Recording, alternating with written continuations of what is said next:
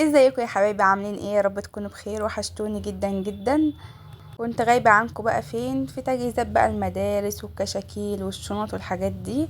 رجعت لكم تاني ان شاء الله. النهارده بقى نعمل فكرة حلوة كده لللانش بوكس. هنعمل مع بعض بيتزا للغدا، وهنعمل من نفس العجينة ميني بيتزا للاولاد نحطها في اللانش بوكس.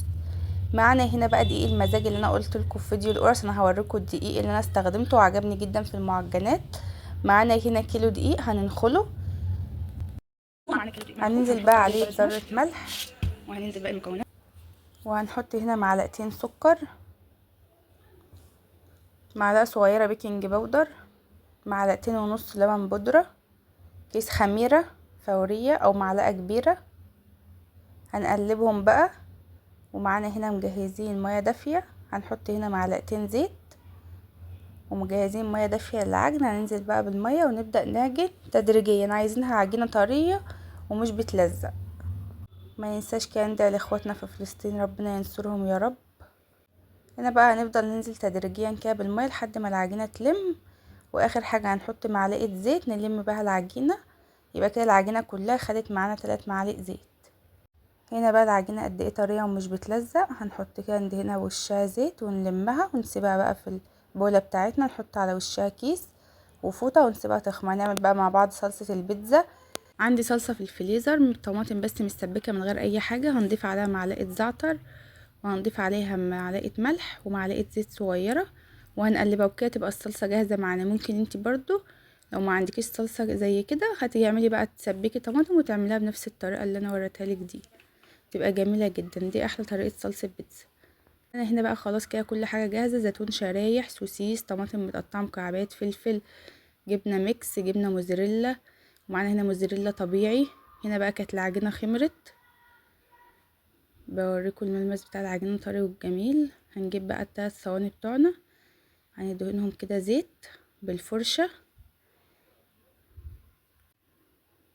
هنبدأ بقى هنا اهو ناخد قطعة من العجين على قد الصينية،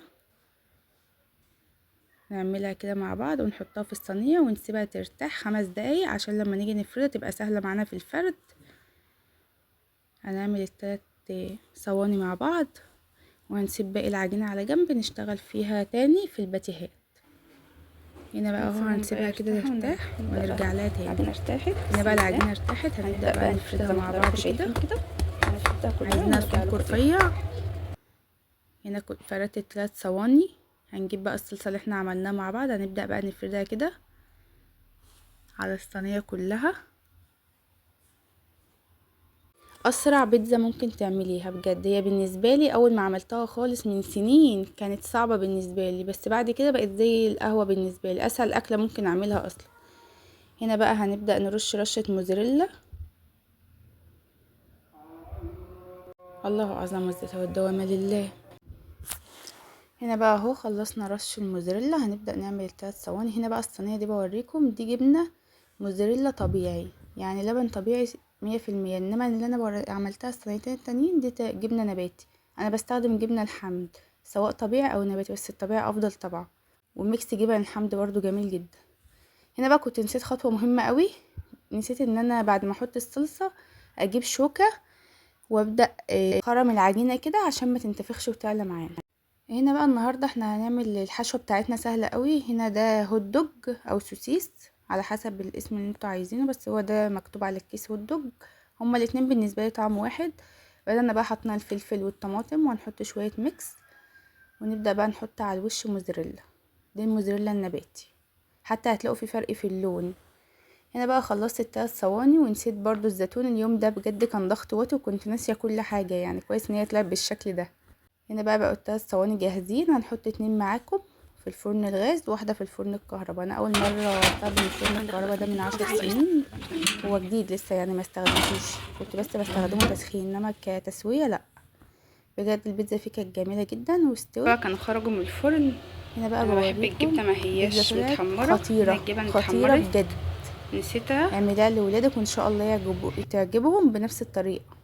هنا بقى هتلاحظوا ان في صينيه الموزاريلا سايحه بس كده وبيضه، دي اللي هي الموزاريلا الطبيعي. انما اللي ورا دول انا نسيتهم برضو، مش عارفه اليوم ده كان فيه ايه. هنا بوريكم قد ايه بتمط. بحب انا الموزاريلا كده، عايزه تحمريها عادي، بس انا اللي ورا دول انا مش بحب الجبنه المتحمره، ما بتمطش وما هياش بتبقى كويس يعني في الطعم ما بتبقاش حلوه قوي. فدي شغاله ودي شغاله حسب ما انت تحبي بقى. هنا بوريكم ان هي من تحت اللون بتاعها. بألف هنا على قلوبكم يا رب. لو عجبكم فيديوهاتي ادعموني بلايك وكومنت وشير وسبسكرايب. هنا بقى هنرجع لباقي العجينه. هنا كانت خمرت قوي حتى هتلاقوها تبدا تلزق في ايدي. انا بقى ما العيال اتغدوا وخلصت وبدات بقى نعمل الباتيهات. كانت خمرت زياده عن اللزوم. هنبدا بقى نشكلها كده قد الليمونه الكبيره، عشان دي انا كبرتها ورجعت صغرتها بعد كده. هنشكل بقى كده مع بعض ونسيبهم يرتاحوا برضو. هناخد من اول واحده وبقى بقى قطعه عجينه هنعملها برضو بتزاي مع بعض. هنجيب بقى هنا الصينيه بتاعتنا هندهنها زيت، وهنبدا ناخد اول قطعه هنفردها. الحشو هنا بقى على حسب ما تحبي، يعني هنا انا هحشي بس طماطم وفلفل وميكس جبن ورشه موزاريلا. هنا بقى جبت فرشه وبدات ادهن بقى كده، ما كانتش مريحه قوي معايا، اشتغلت بالمعلقه. نسيت اقول لكم بقى واحنا بنقول المكونات، هنا الطماطم انا شايله منها القلب بتاعها، والعجينه قعدت نص ساعه تخمر. هنا بقى انا هكتفي بالحشوه بطماطم وفلفل وميكس جبن ورشه موزاريلا. وفي صينيه هعملها بالهوت دوج. كيلو دقيق، ذره ملح، معلقتين سكر، معلقه صغيره بيكنج باودر، معلقه كبيره خميره، 3 معالق زيت، ميه للعجن، معلقتين ونص لبن بودره. كده كل المكونات. خلاص انا خلصت الكميه اللي انا عملتها. باقي بقى معايا قطعه عجين هعملها للاولاد يتعشوا بها. كل ده من كيلو دقيق عمل لي 4 بيتزات وعمل لي صينيتين باتيهات او 3 صواني تقريبا. هنا اهو بنفرد مع بعض العجينه لينه جدا وجميله في الفرد ومش متعبه. حتى انا بفردها بايدي ما فردتهاش بنشابه ولا حاجه. الصلصه بقى وهنبدا ننزل عليها بالصلصه ونفردها بالمعلقه كده زي ما انتوا شايفين. هنا بقى اهو ما نسيتش، هنا بقى كنت فوقت خلاص استردت صحتي بقى. عملناها بالشوكه. هنعملها بالموزاريلا الطبيعي، وهننزل بقى بالسوسيس. مش عايزه اطول عليكم بقى، هي نفس الخطوات اللي احنا عملناها في الاول يعني. ما ينساش كده نصلي على حبيبنا وشفانا يوم القيامه. اللهم صل وسلم وبارك عليك يا حبيبي يا رسول الله. ما ينساش كده طول ما احنا واقفين في المطبخ نذكر ربنا، نسبح، نصلي على الرسول عليه افضل الصلاه والسلام. هنا بقى كان كل طلع من الفرن. بوريكم هنا قد ايه البتاهات طريه ولونها جميل. عملت لهم هنا صينيه صغيره بالسوسيس. والبيتزا هنا بقى كانت خطيره. بألف هنا يا رب لكل اللي كل منها.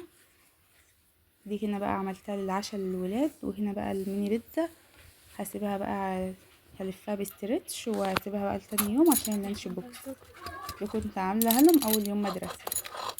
هنبدا بقى نقطع البيتزا مع بعض عادي، دي بتحصل في احسن العائلات. البتاع اتكسرت ولا يهمنا، احنا شغالين زي ما احنا. العجينه بجد جميله قوي، جربوها ومش هتندموا. استنونا في فيديو جديد مع مطبخ سوم.